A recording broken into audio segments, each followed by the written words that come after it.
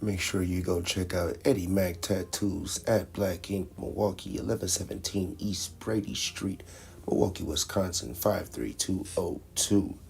Go check them out. Scan that QR code to get all the contact information and the social media platforms to see the work.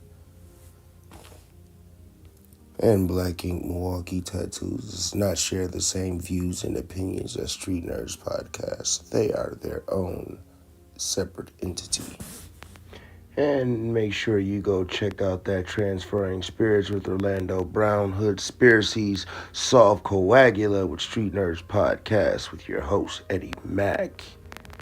Go like and subscribe to the channel. Check that video out also as well.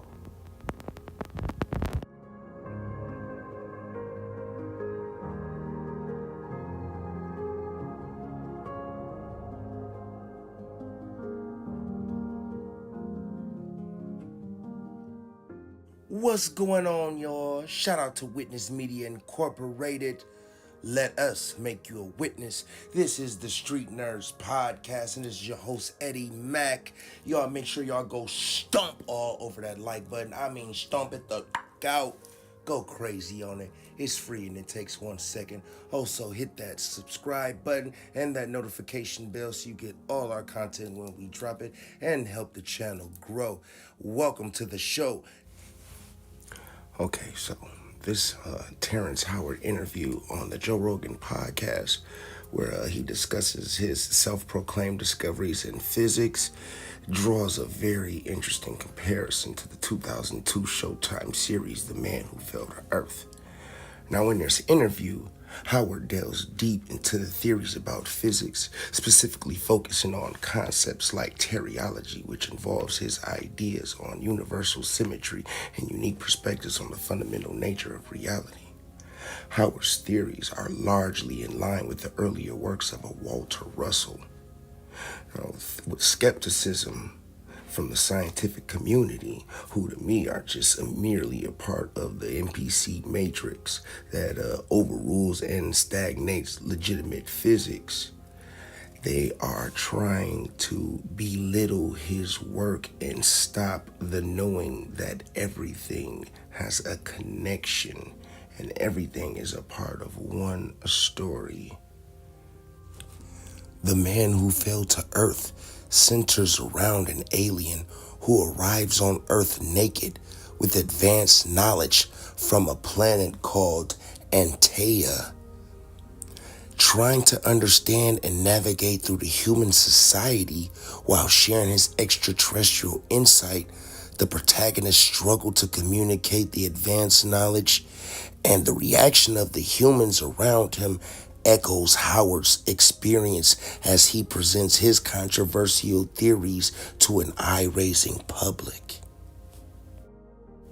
I'm going to highlight the comparisons and the relationships between Terrence Howard and Walter Russell and this black dude, I forgot his name in the show, and the white dude, Newton. Their relationships are very similar in the show. Why? Also going to highlight themes of innovation rather than traditional beliefs of things they show us on television merely being great writers and fresh ideas for a show. It's going to demonstrate done in plain sight, truth shown in plain sight, and or cosmic universal law that says we have to be told what's going on only in whatever fashion or form they choose to disclose the truth in. Ladies and gents, I want to welcome you to Street Nerds Podcast. Yeah, go on and stomp all over that like button for me. We about to get into the meat of the situation. The receipts, my baby.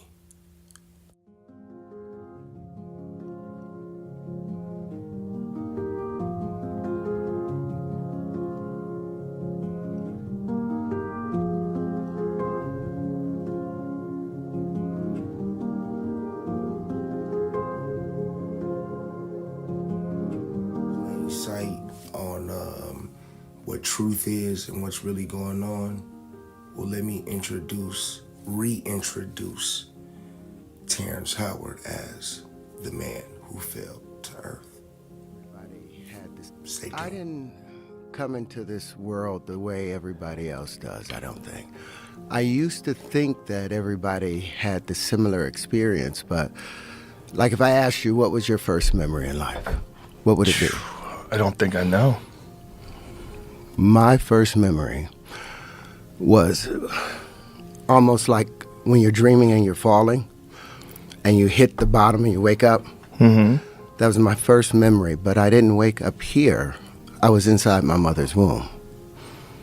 And I was about maybe 6 months inside the womb. Flying through space in a spacesuit at the speed of light towards Earth to save his planet and landing somewhere in New Mexico. After crashing, the alien takes on a human form and, while naked, sneaks onto someone's property, prompting the owner to call the police. When the police arrive, they find a man with a water hose in his mouth, responding to questions with disjointed words in broken English. At the station, first year over at Pratt. And they, at the time, I think it was like 108 elements. And I told the teacher, the professor, about the relationship between hydrogen on the spectrometer and carbon and silicon and cobalt. And I was like, it's the same exact color, same tone, just doubled in each octave. And he was like, no, each element is the same element and it will always be that element. And I was like, you don't see the relationship. So I left school and I was going to spend 40 years rebuilding the periodic table. And I found out that Walter Russell had already did that. And he did it based upon the natural curvature of everything. And when you say rebuild the periodic table, what do you mean specifically? Well, the way the periodic table is laid out, the periodic table they have now, let's see. It looks like a box. Image of it. It looks like a straight box. Mm-hmm. And they don't show the relationship that between every element, there's two All right, here's the periodic table. You'll see hydrogen sitting all the way over there by itself, but they don't show that hydrogen has the same tone as carbon. What do you mean by tone? Same tone, same key of E. And the alien confesses that she shared his DNA with the old man, which is now rewriting Josiah's human genome, and what he will turn into is unknown. Josiah then leaves the house and goes to a bridge. There he finds a wasp nest and stares at it for a long time, and upon returning home, starts writing an endless equation. The doctor arrives and announces that his blood oxygen level is elevated. Justin blames everything on Faraday, but suddenly, Faraday realizes that Josiah translated his daughter's equation into sound frequencies and wrote a song, the key to the synthesis process. He sets up a keyboard instrument in front of the device and asks Josiah to play its melody. The man begins to play, and gradually, by changing frequencies and tempo, he manages to activate the device. Towards his destination, and soon sees a huge black cloud forming a tornado. Justin, also seeing this, turns back to find Faraday when he finds himself in the eye of the storm, teleported to a forest where he meets Thomas Newton, who is also an alien from Antea. Newton has learned to create spaces only certain beings can enter. He warns Faraday to stay away, as agents are hunting him. In response, Faraday reproaches the teacher because all of Antea was waiting for his return with water. But time passed, and there were fewer and fewer Anteans left. They considered Newton a traitor, and even decided to erase his name from memory. But Faraday believes him. Then Newton advises Faraday to introduce a virus into Antea, which he calls humans, and most importantly, to see everything through the eyes of a human, but not to get attached to earthly life. He sets Faraday a goal: reclaim the company taken from him, because there lies the key to salvation. But he will need Justin's help. Meanwhile, the woman tries to take shelter from the hurricane in her car. Suddenly, everything calms down, and she sees Faraday in front of the car, looking intimidating and repeating only one word: origin. Terrified, Josiah notices that the fingerprints are disappearing from his fingers, and he hears synapses forming in his brain, and realizes that he's becoming an anthean. Ant instructs to hide the device. It turns out that Faraday lost a lot of blood, but first the bullet must be removed.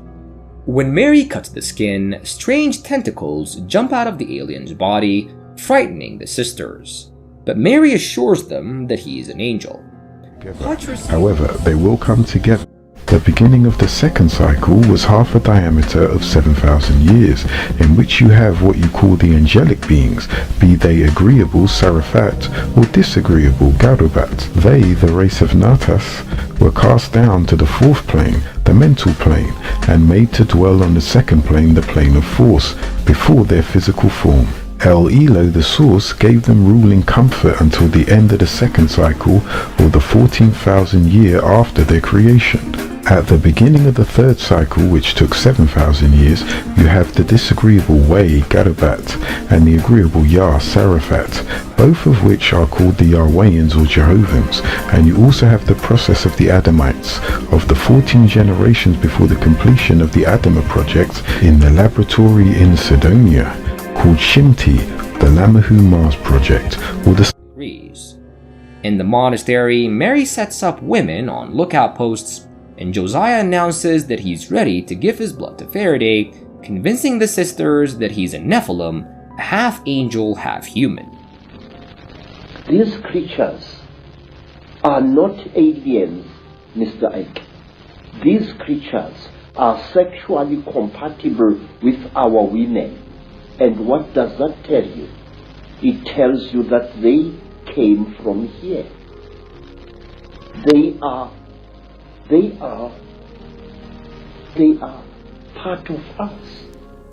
Need I say more on the similarities? Don't worry, there's more.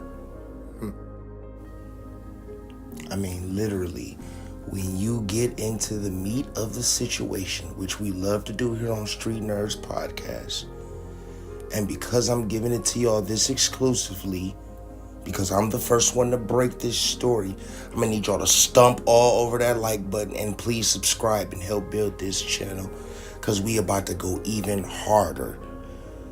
Terrence Howard, we with you, and I'm from, and if you need some protection or some aid and assistance on anything, feel free to always contact me, brother.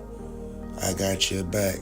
But I don't have to say nothing about the similarities between Terrence Howard and Walter Russell's work. If you look into the story on what happened to Walter Russell and how he was gypped out of all his discoveries and his innovative thinking, and how Terrence Howard just completed the work, it is the same way in the show that the Newton white guy was sent to Earth in a white body, started the work, was cheated out of it, and then the black guy was sent to finish it off. It's the same story, guys. This is crazy. They tell us right here in our faces what's going on in real time, y'all. All right. I'm gonna need y'all to stomp all over that like button. I mean, stomp it the out. I'm talking about go crazy on it.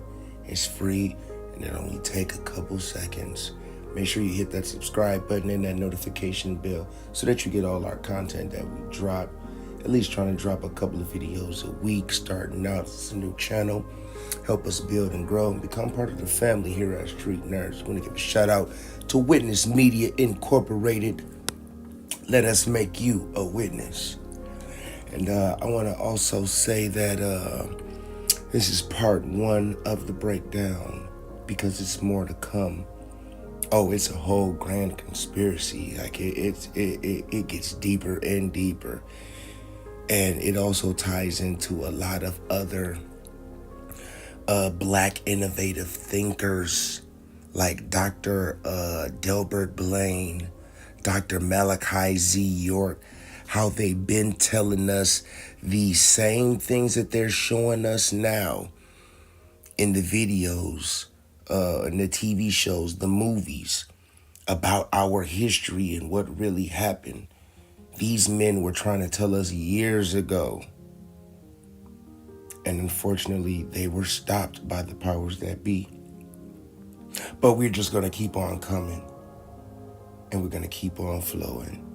And they ain't going to be able to stop us all. So I'd like to encourage y'all to come seek out the truth here with us at Street Nerds Podcast. This is your host, Eddie Mack. And again, I want y'all to stomp all on that like button for me and hit that subscribe. Hit that subscribe button and that notification bell so that you get all the content dropped. Here at Street Nerds, we're trying to drop a couple of videos a week, starting off some new channel. Go ahead, become a part of the family. Help us grow, help us build. Help seek the truth. We do not want to recreate already done content. We want to give you fresh, figured out pieces put to the puzzle of these things they try and call conspiracies, y'all. Yes. Highly doubted that they're conspiracies just because y'all don't want to deem them as fact. We know what's really going on. And y'all ain't fooling nobody. So again, stay tuned for part 2. We out.